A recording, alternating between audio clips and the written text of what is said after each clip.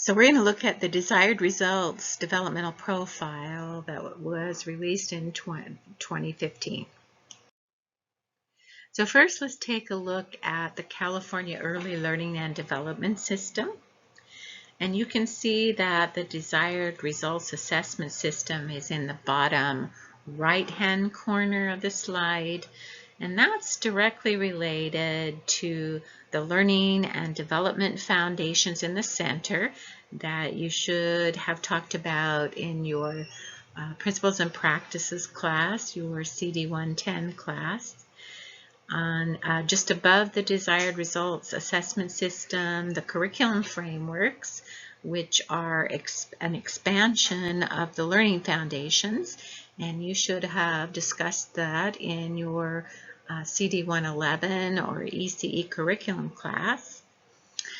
And then in the upper left-hand corner, those program guidelines and resources, those have been around for the longest amount of time in California, and they regularly revise those program guidelines.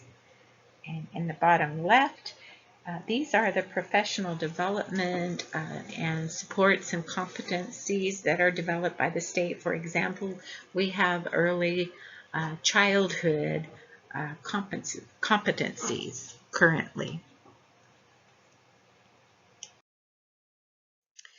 So what is the desired results developmental profile, or DRDP? Well, this is an assessment that focuses on children individually. It's based on observing the children, not testing the child.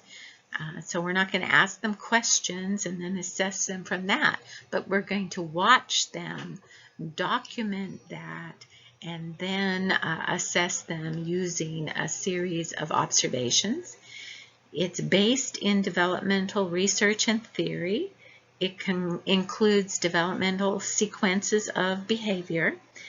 And we observe children as they go through ongoing activities and routines in their early care and education setting with familiar adults. So in 2015, this is what the DRDP looked like.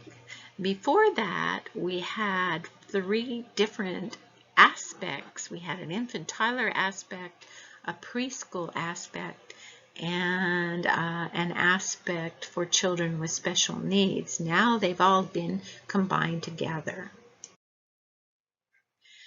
So now it represents a full continuum to assess all children from early infancy to kindergarten entry. And it also includes children with IFSPs, or individual family service plans, and IEPs, individualized education programs.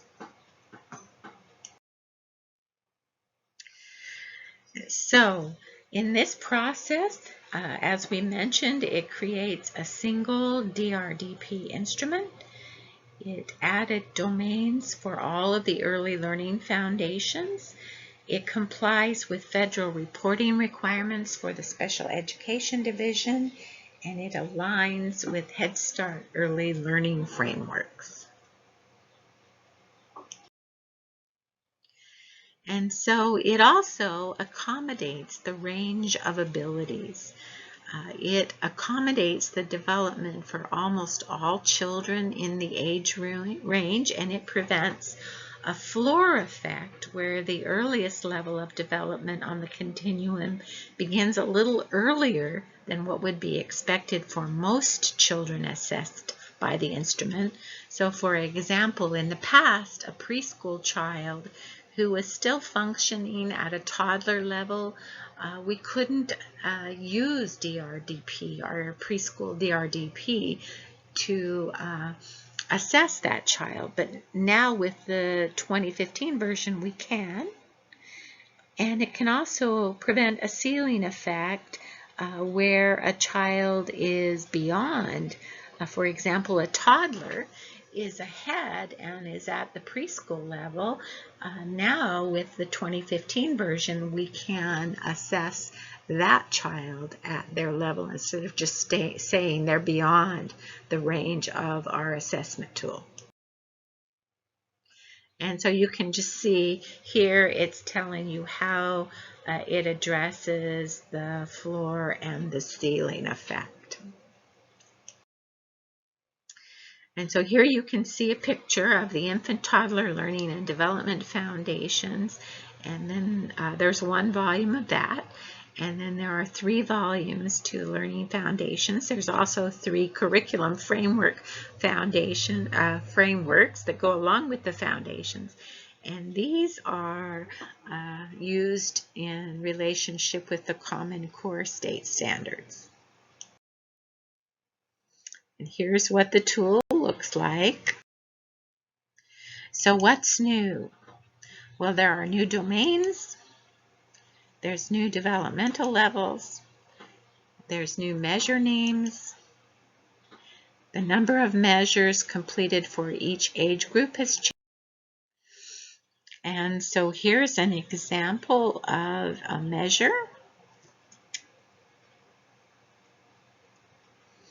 At the very top, it lists the domain. This developmental domain is the Language and Literacy Development domain. The measure is LLD, Language and Literacy Domain, Measure 5, Interest in Literacy.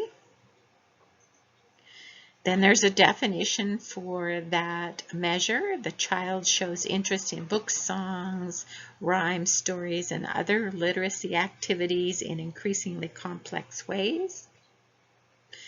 It shows developmental levels, responding, exploring, building, and integrating.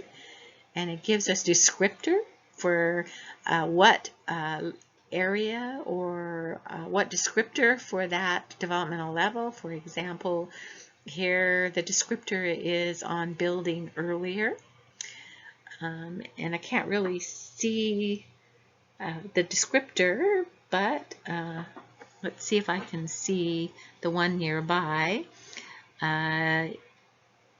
Initiates, I'm looking at building middle, initiates looking at and talking about books, listening to and talking about stories, singing songs, or playing rhyming games.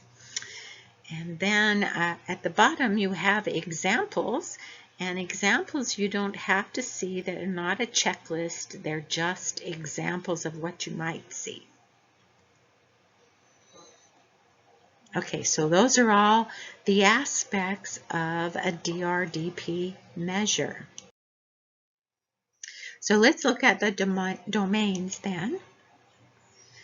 There's approaches to learning, self-regulation.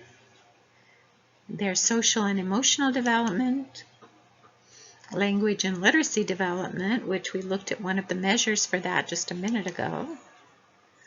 There's English language development. There's cognition, including math and science. There's physical development and health.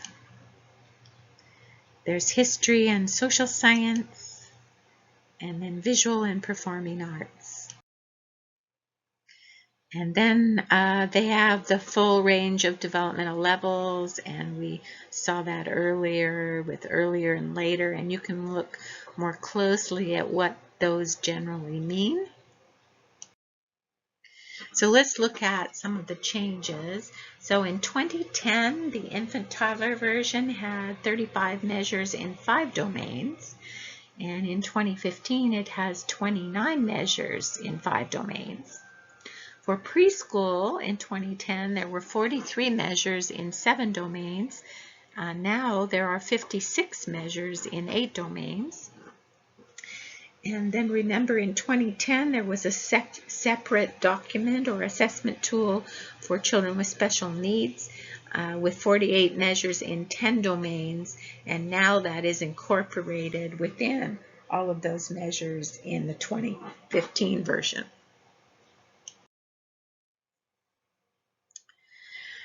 And here again, it tells you the continuum of measures again. So what about the adaptations for children with special needs? These are changes in the environment or differences in observed behavior that enable children with IFSPs and IEPs to be more accurately assessed in their typical settings. It's used throughout the day to allow children more control in their environment and may be appropriate for other children in the classroom as well. And so some examples of those adaptations would be augmentation or alternative communication systems. Number 4, assistive equipment or devices. Number 6, sensory support. So there are 7 different ways that we could provide adaptations. And so why would we want to use adaptations to ensure that the DRDP instrument measures a child's ability rather than their disability?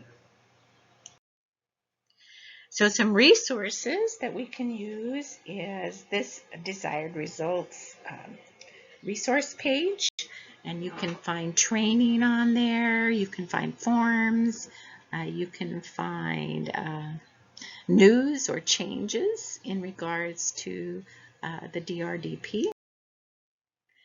And so how do you complete an assessment? Well, you gather evidence, you review and reflect, you determine mastery, and then you select developmental levels.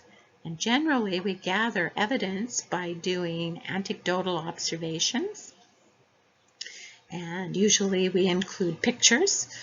And that helps us when we have a variety of those. That helps us review and reflect and determine mastery and developmental levels.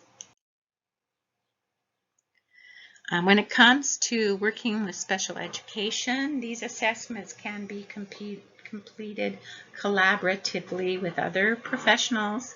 The observations can be shared. There can be conversations about ratings, and this can lead to joint planning and ongoing communication. And special educators will continue to submit data to the Special Education Division. We also, today, now we do DRDP online. It's no longer called DRDP Tech, and this is where we record the results of the observations, and we record it for each child individually, but then we can provide classroom output and the entire school output from that individual entry.